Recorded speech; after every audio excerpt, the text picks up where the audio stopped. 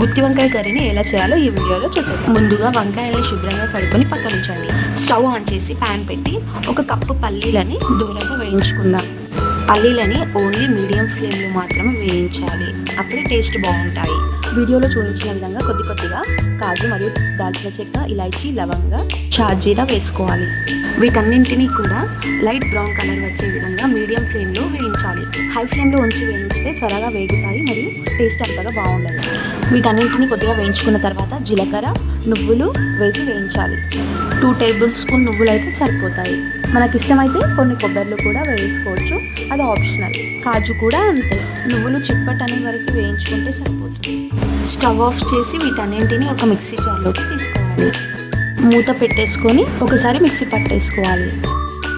ఇలా నార్మల్గా పౌడర్ చేసుకున్న తర్వాత ఇందులోకి కారం మరియు రుచికి సరిపడా ఉప్పు, కొద్దిగా పసుపు, అలాగే అల్లం వెల్లుల్లి కొద్దిగా వేసుకుంటే సరిపోతుంది.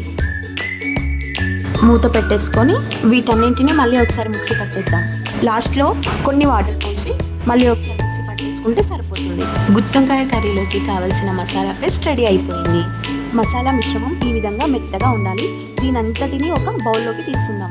క్లీన్ చేసి పెట్టుకున్న వంకాయల్ని తీసుకొని కాడలు కట్ చేసుకొని వీడియోలో చూపిస్తున్న విధంగా 4 ఘాట్లు పెట్టుకొని సాల్ట్ వాటర్లో వేసేసుకోవాలి. అన్ని వంకాయల్ని ఇలాగే కట్ చేసుకొని సాల్ట్ వాటర్లో వేసేసుకోవాలి.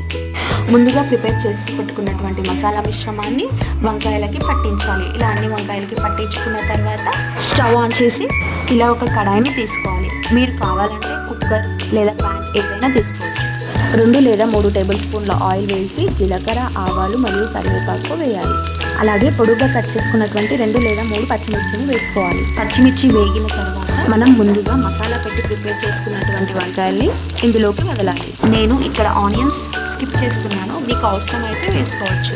ఇలా అన్ని వంకాయల్ని వేసేసుకున్న తర్వాత వంకాయలకి ఆయిల్ పట్టే విధంగా హై ఫ్లేమ్లో ఒక 2 నిమిషాల పాటు మిక్స్ చేసుకోవాలి.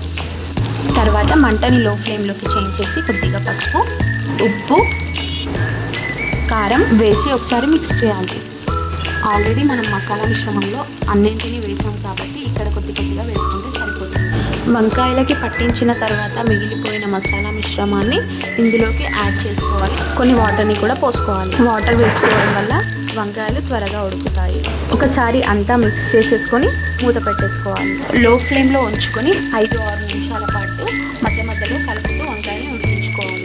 మూత తెరిచి చూస్తే వంకాయలు చక్కగా ఉడికిపోయి ఉంటాయి. వంకాయ ఉడికిందా లేదా చూడడానికి ఇలా ఒక వంకాయని ప్రెస్ చేసి చూస్తే అర్థమైపోతుంది. చివరగా కొత్తిమీరతో గార్నిష్ చేసుకుంటే సరిపోతుంది.